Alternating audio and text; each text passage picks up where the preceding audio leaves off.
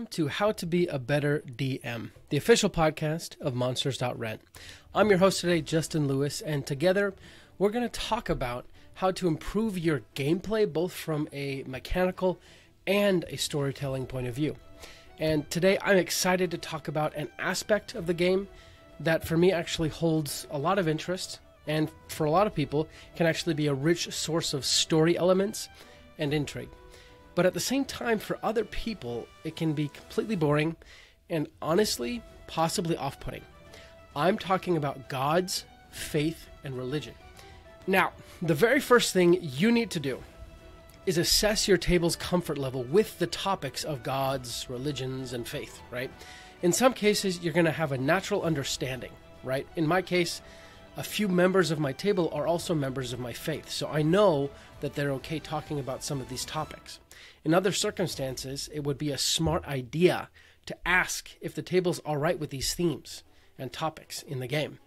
In most D&D settings, having a mystical god or gods is actually part and parcel to the game. But depending on how your players feel about it, then you might want to tread lightly. Some people, for some people, religion is really a sore spot, right? So some games might be focused on the path of divinity, but others might have gods that are just not even there. So no matter what you do, you want to avoid, first of all, these two mistakes. First, avoid pushing religion. I'm saying this as a religious person. You do not want to turn your D&D sessions into sermons. I know you're probably thinking that would kind of be funny, and it actually might be, but honestly, you don't want to force your players into role-playing something that they don't want to role-play. A person's faith is very personal, and if someone is not a person of organized religion or deity, then they don't have to be, even in a make-believe world, right? You don't have to force them. In fact, you shouldn't. The second mistake you should absolutely avoid is the opposite. Avoid making a farce of religion. Don't make fun of religion, and don't make it appear as something that is just completely farcical and nonsensical. Even though your players might be okay with it, it's best not to form bad habits, because there will eventually come a time when you sit down to play at a table with someone who does care.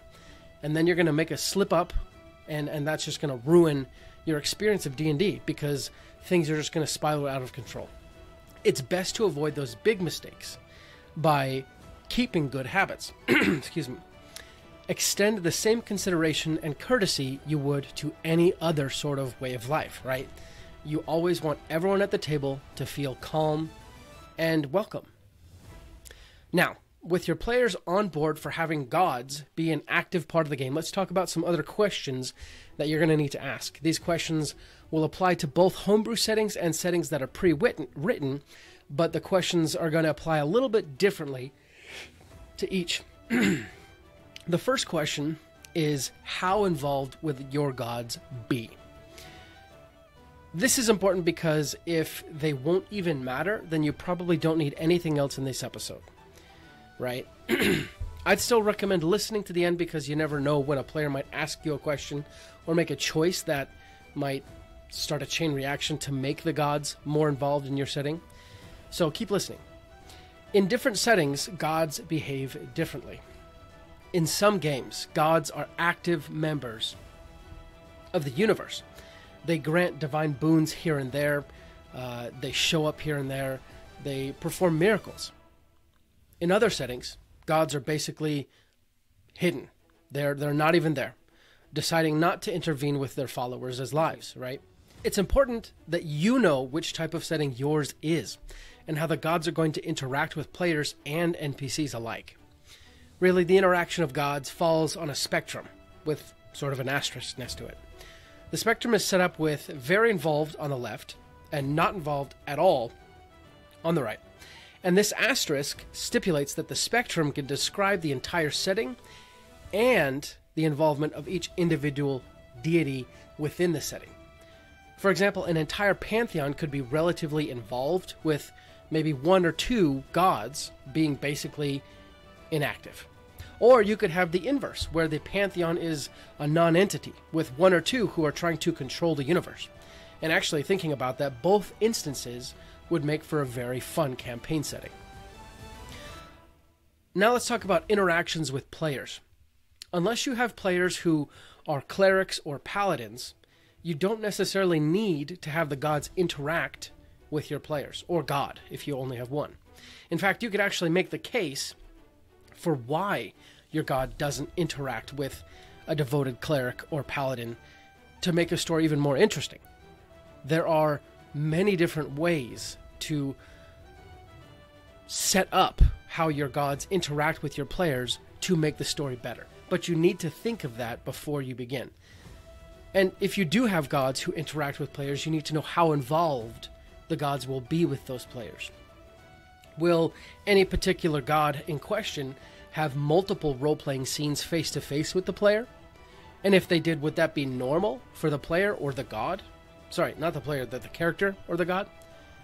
See, each of these choices has impacts on the story, and you should definitely try and help your players realize when something special is happening. But first, you have to know if something special is happening by deciding early on whether or not it would be special. Will your players know that sometimes they're talking to a god? Or maybe your deity has decided to just be a beneficial patron of the player, or player character, but not really show themselves. And the player characters might draw this conclusion that a wealthy landowner has just decided to show them favor, when in reality it's a god in disguise. Sometimes you're going to need to realize that if one god is involved, like very involved, like what I just said, right? The landowner who's trying to help a party, that might push another deity who is directly at odds with the god in question who's helping the party. It might push this other one into doing the opposite, to getting involved in stopping the party or hampering the party, hindering the party. You might actually end up putting your party in between a turf war of two gods, which would also make a very good campaign. It would make it very epic. I would say that you need to set some pretty simple yet clear guidelines for yourself. Guidelines, remember that word, for yourself on what the party members can expect from a deity. Do they hear whisperings of advice when the player has no idea what to do? Oh, holy Ossus, guide me in this moment of my need. Sure, take a left.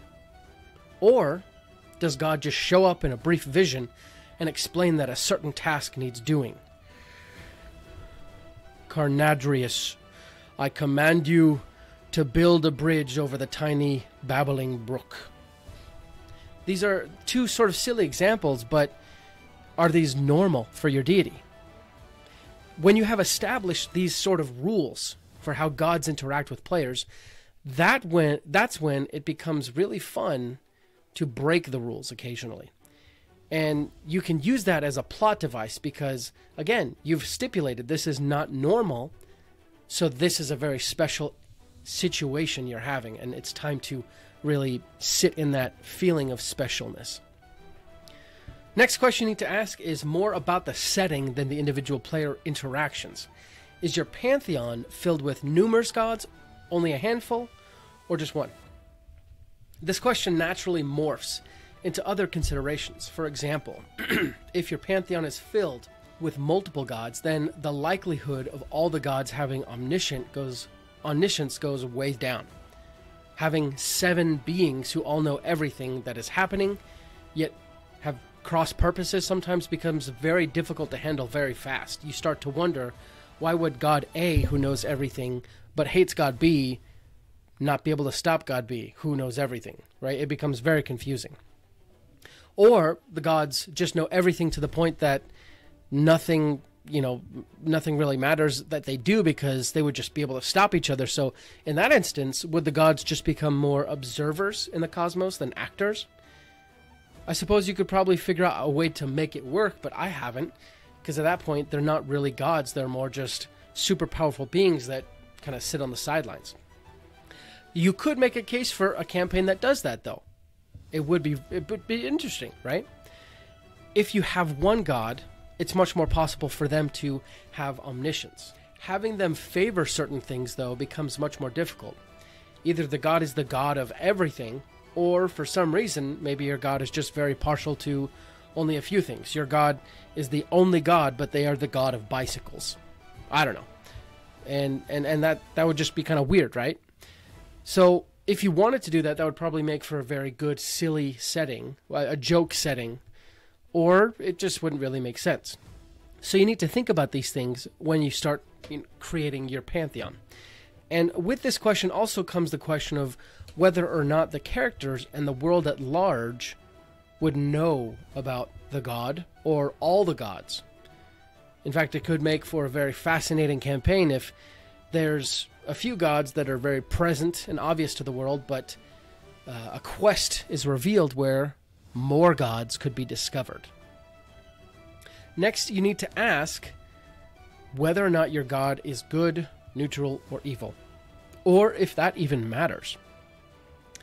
You also need to decide whether the gods will actively fight against each other or will they be friendly towards each other. Let's take an example. Let's make up two gods. We have Ordos and Sruptos, the good god of order and the evil god of chaos, respectively. In your setting, will Ordos and Sruptos be battling each other to the death, if possible? Or will they, by the nature of the invincibility of gods, be forced to be cordial and respectful to each other, using mortals as mere game pieces on a game board rather than soldiers in battle? All of these questions add to the narrative and help you know how to bend and twist the story. If you have multiple gods, then it's common to have gods who have all sorts of alignment. If you have only one god, alignment isn't really useful unless it is pivotal to the story. For example, if you only have one god, but that god just so happens to be evil, that could be the genesis for a very interesting campaign setting. I'd imagine the god has some sort of rules that prohibit them from taking certain actions, like destroying the universe, but those rules would allow the characters to still choose to be good if they want. The god would probably be prohibited from hampering free agency. Or the entire cosmos is evil and everything just works within those parameters. But by deciding how your god is, it helps to shape the rest of everything in your setting. And as you can see, how gods act and react shapes as well the story. Now, I just brought up a point that will force us to think about these next two questions. Number one, can gods be killed? And number two, can anyone become a god? In the previous example of Ordos and Sruptos, I explained that they might have to treat each other like game partners because they can't kill each other. In fact, you could have them have to treat each other like game partners because they are so capable that if one tried to beat the other, they would end up killing each other. Either way, the fact remains, they are essentially stuck with each other forever. In your campaign, you need to decide early on if gods can be killed. In fact, that could turn out to be one of the secret quests of one of your players. They want revenge on one of the gods because they let their wife die or something like that. Or basically the story of God of War. That could become, obviously, a very epic story, as it has become a very epic game. You could also take the opposite approach and show that the gods cannot be killed. In the same story, let's say the player who wants revenge, he spends the entire campaign trying to figure out how to kill the god. And yet the god spends the entire campaign trying to gain back the trust of this vengeful player. And you could put in some really epic moments of the god basically showing up and saying, hey, you can't kill me. It's impossible. You could even show in some touching moments where the god explains that he's even tried to kill himself because he's just kind of reached that point, but it didn't work. You see how these minor things can have major effects on the story. If gods can be killed, then you also need to start figuring out what does and what doesn't kill a god. As I've already mentioned, that means that you also need to figure out why other gods haven't used those means to kill their rivals. And in most cases, god killing will be a very difficult task. It's going to be near impossible. In fact, in many ancient mythologies, gods were quote-unquote killed, but if their body parts were reunited, the god was essentially brought back to life. In other fantasy settings, like Brandon Sanderson's Cosmere, when a quote-unquote god dies, also spoiler alert, When a god dies, their power essentially either rests on the planet that the god was bound to, or the power seeks out another host, transcending them to godhood. So in your setting, how is it going to be? Can anyone just kill a god? What happens when the god dies? If they were the god of sunrises, does the sun stop shining? All of these questions are crucial to answer. Now, on the flip side, the next question that needs to be addressed is whether or not becoming a god is possible. This too could potentially become a personal quest of one of your party members, so you need to know whether or not it is possible. This question can be decided in the moment as well, though, in role-playing, as you're just in the moment. If the answer is yes to the question of can anyone become a god, then you probably need to answer the follow-up question of why aren't there more gods? The natural answer will probably be because becoming a god is very difficult, near impossible. A more interesting answer might be that becoming a god is not even actually that desirable, for reasons that are unknown to most people, both answers could be the genesis of two very interesting campaigns. And the point I'm trying to make with these two questions of killing or becoming gods is that deity can be a very powerful plot point, and since that can be so powerful, you have to treat them with care and attention. You can't do it just willy-nilly. Your players will wonder why gods can be killed at the drop of a hat, and maybe that would be an interesting story. But you better have a good, well-thought-out reason why. And true, you can probably come up with something in the moment, but it needs to make sense, because in most cases, gods have their hands in a lot of pots, so to speak. Now that we've talked at length about using gods in your campaign setting, let's start diving into how to move your story along using faith. We all know that great stories in D&D start with plot hooks, or rather, simple introductory elements that entice players to explore a particular storyline more, to eventually find a much larger and much more fulfilling story. A simple example of a plot hook is, while digging through this dungeon, you find a strange bow made out of black wood in the hands of a corpse that dried up decades ago. You pick up the bow, and in your mind you hear, "Hello." The player doesn't know practically anything about the bow except that it said hello, which is interesting and curious. That's actually a real example for my current campaign. The bow is cursed, and my wife is still mad to this day that I got her to pick up a cursed bow. When it comes to faith, there are limitless plot hooks to use. That's probably the most common way to use faith or religion or God as a plot device. It can help start the story. Another tidbit about plot devices is that they are just plot hooks, except usually you have knowledge that connects past experiences to the plot hook. An example of this would be, while traveling on this long road to do your deity's bidding, you turn a corner and see your god bartering with a local merchant. He does not notice you. You approach him and confront him, only to have him completely vanish. Before he did, though, you put your hand on his arm and were not shocked by his overabundance of power. He felt warm and mortal. This plot device has the same elements as a plot hook, in that it makes the consumer of the story curious and incentivized to finish the story. But we also have some knowledge of the god before the exchange. In my estimation, there are only two ways to really use plot devices in D&D, and certainly only two when it comes to faith.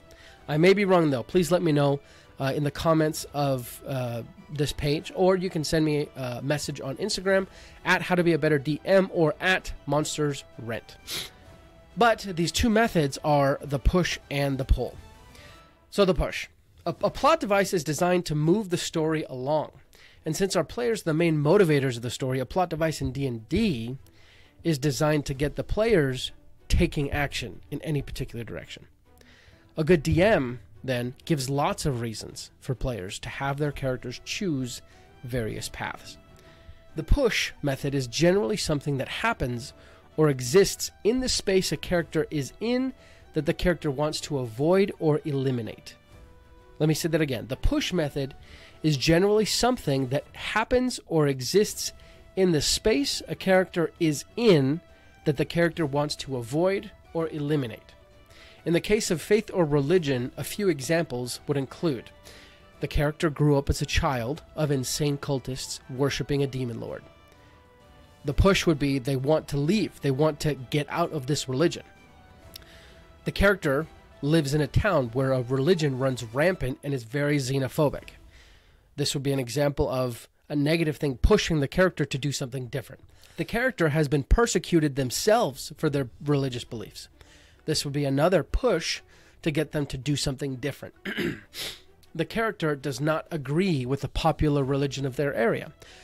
For the most part, the push method is the installment of some sort of negative circumstance for the character that they want to get rid of. The idea is that the character wants to avoid something negative. Now, the pull method is basically the opposite.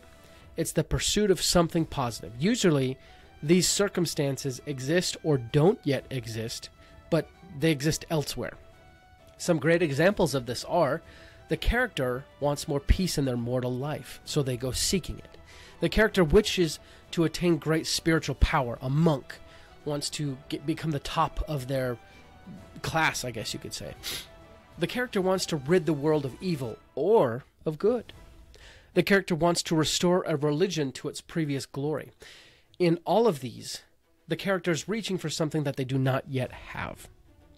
In reality, both of these methods are really the same. It doesn't matter much whether a character is running from the hopeless condition they're in, or they are running to find hope somewhere else. Two sides of the same coin. It only matters if it matters to the player and the character. Now let's talk about using faith and religion as tools to effect change within a character's life and make them more dynamic character drivers. Usually this means introducing some sort of conflict. I sometimes view conflict in a story as sort of a very hard object that will either break a clump of minerals or crack bits off, slowly revealing the precious gemstone inside. And that's sort of how you have to view it with your characters and players. Either way, we use these elements to create instances where the character knows that things have changed and that they can't continue being the person that they were. They're sort of pinch points, you could also think of it. Religion, faith, and God are perfect for this application. My go-to usually involves something that my character in question already wants. I then try and make wanting that thing either more difficult, more confusing, or strangely unattainable. Or strangely attainable. I figure they already have this motivation, so let's put a twist on the motivation. When it comes to religion and faith, here's a few examples that you might try. The faith crisis. The first method is one that a lot of us have probably experienced, so I would maybe opt for this one first.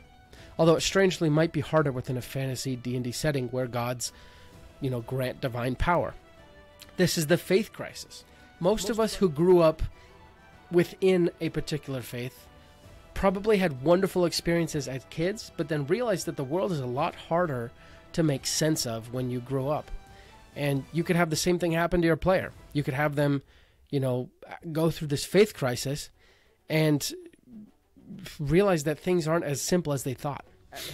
Admittedly, it's very common that a faith crisis develops when someone thinks about the religious organization rather than the tenets of the religious organization. But there's nothing wrong with the character questioning the tenets of their god. In fact, in the very well-written books of R.A. Salvatore, spoiler alert, Driz Do'Urden, the skilled drow elf from the Underdark, realizes he has no affinity for the teachings of the Spider Queen Lolth. He experiences a faith transformation and decides to forego all the customs and teachings of his entire people in favor of what he believes to be right and good. And that's a perfect example. Also, a quick side note, these character drivers must also come with some benefits and also some negative consequences. In the case of Drizzt, he was able to live with a clean conscience, but he was also forced to leave his homeland or face death. Now let's make up an example of a faith crisis your character might undergo. The most obvious faith crisis would be for the character to discover that a large part of their religion is just a cover for malignant activities. But that's too easy, so let's try something a little more nuanced. Also, I must add that a faith crisis doesn't always mean that the character abandons the faith. Sometimes the faith crisis turns into a metamorphosis. So for our example, let's say Xander the Tiefling Paladin serves my homebrew god of Coronis, or Crown, as he is commonly called. Crown champions the leader, the patriarch, those in command, and those who make difficult decisions. He's all about guiding those who lead people. Exander decided to follow Crown because Exander's father, Exantos, prayed to Crown for guidance in protecting and providing for his family. Exander always felt the trust his father felt in Curnus and was deeply motivated and moved.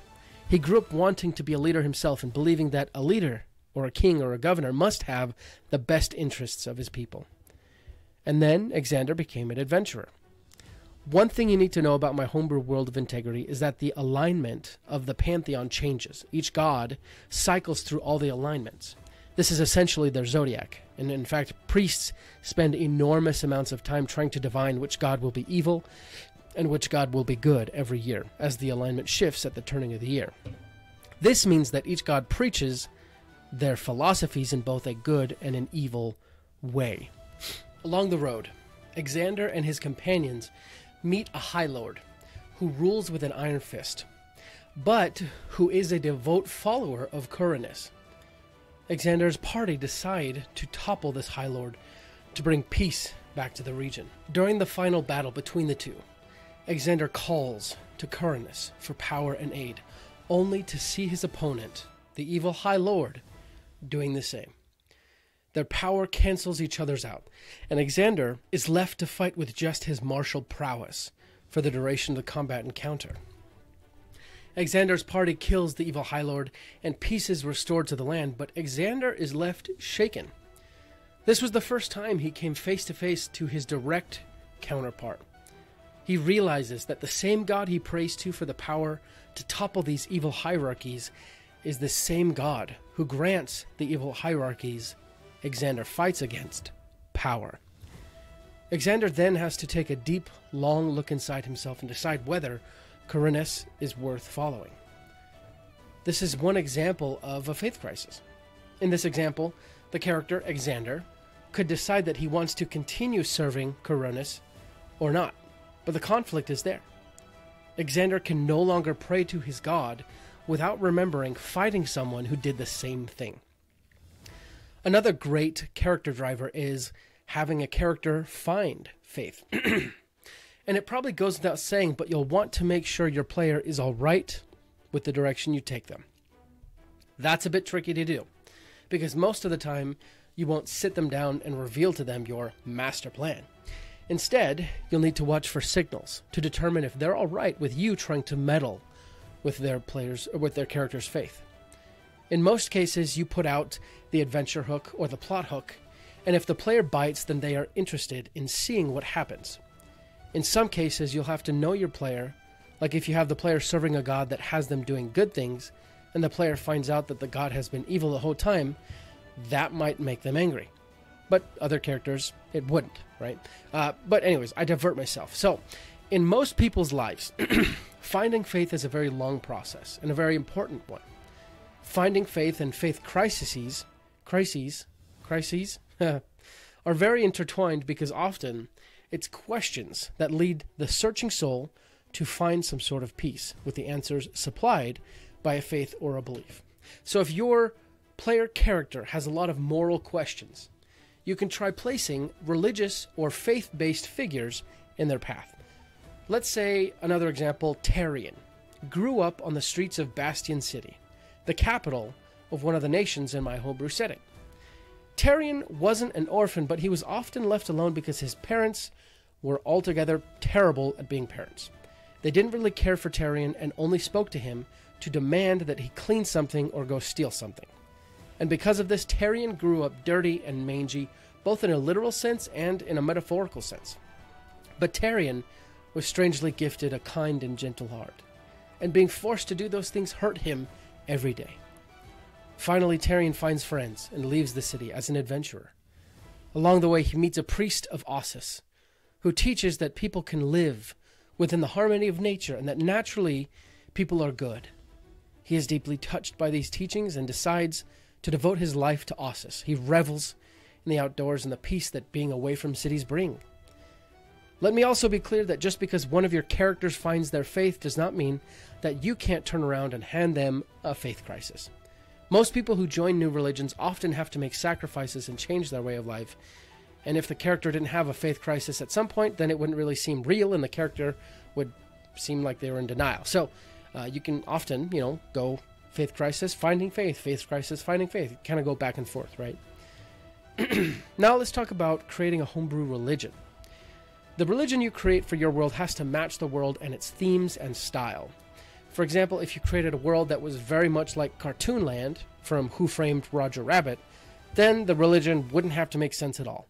On the other hand, if your world is set in simple Faerun, then it's probable that most of the tenets of the religion need to have some semblance of believability. Not everything will need to make sense, but you won't have people who worship a sun god rubbing jelly on their underarms as a sacred ritual. That just wouldn't fit. Usually, with religions, you start with the god and then work backwards. If you have one god or many, your creativity can be unbounded. But whatever rules or tenets of the religion you decide to stipulate, make sure that there is a religious reason behind it and that it follows the feel of the god. Let me give a few examples. In Integrity, my homebrew world, there's a god named Elas, or commonly called Wing. She is the god of freedom, of the wind, of wanderers and exploration. She is prayed commonly to by travelers who go where the wind takes them, and by free spirits who don't have a care in the world. She does not really have an organized religion. Her followers sort of follow gurus who spring up here and there after they've communed with her or reached a deep level of freedom, right? Just a very unorganized situation. Now, let's contrast that with Coronis, the god of leaders, fathers, hierarchies. Coronis definitely has a well-established religion with levels within the clergy and ways to advance up the ranks. In fact, Bastion, one of the nations of Integrity, is a monarchical theocracy, with the king of Bastion being the head of Coronis' church. This is exactly what I mean. You need to craft the religion to be modeled after the god or goddesses. I find that when making a new religion, you want to ask a few questions. What sort of organization will it have? What sort of rituals and ceremonies will it have? Will this religion change based on the environment or region? What does the average follower of this region do on a weekly basis to observe the religion? How does the religion impact families? How is this religion regarded by local political entities? How does this religion discipline its errant members? How are the teachings of this religion kept or communicated? What are some holy sites of the religion? How involved is the deity of this religion, and do they show up every now and then and prophesy? With all these questions, you can generate the bulk of the religion. But let me be also clear that in most cases, you will never write the entire religion down. And it probably won't even be necessary for your game, because you'll just create as much as you want or can and then let your players, quote unquote, discover the rest. Finally, let's talk about how to coach your players to roleplay their faith and piety. I suppose this section of the show is really just talking about roleplaying in general, but we might be able to make a few points specific about religion. If the player really wants to roleplay things really well, I would highly recommend they start to look into some of Earth's religions, actually. In college, I took a Religions of the World class, and in it I learned about so many religions that weren't my own, and the thing that I learned most deeply was a respect for all of these displays of faith. Many people who follow religion do so at great sacrifice to themselves. So as a role player, you want to be cognizant of that fact, that someone who has faith will not know everything, but will probably do things anyways because of their deep belief. They'll do things that they don't quite understand sometimes. In role-playing, this might look like a character having some real emotional anguish over whether or not they need to help pay a money to a beggar. Or, for fun flavor, you can make up a religious holiday that your character's religion celebrates, and in the middle of a long travel sequence, randomly roleplay it. As a DM, if you have a character that you know is religious, this might be a fun way to help them sort of roleplay. For example, you could have your character wake up that morning and cook some sweet cakes and give them to everyone in the party, and then randomly throughout the day throw pebbles at everyone, just like we pinch people who don't wear green on St. Patrick's Day. Though that isn't a full religious holiday, but you get the idea. As a DM, you can give your players things to roleplay with. For example, if the characters enter a tavern, you might have someone in the tavern wearing a symbol of the character's religion, and then that PC and NPC can sort of meet each other and kind of geek out over the religion for a sec. Or you can go the opposite way and have the NPC wearing a symbol of a rival deity and immediately have tension in the room for no other reason other than the appearance of rivals. Simple things like this can go a long way if your player is already up for role-playing and trying to get into character. Overall, I think religion and faith in D&D is a very cool aspect that you can do a lot with. Clerics and paladins get their magical energy from the gods, for crying out loud. In a world where people can get magical energy to do spells and kill people, lots of things can happen. So be willing to experiment and try new things so your players can get the best experience possible.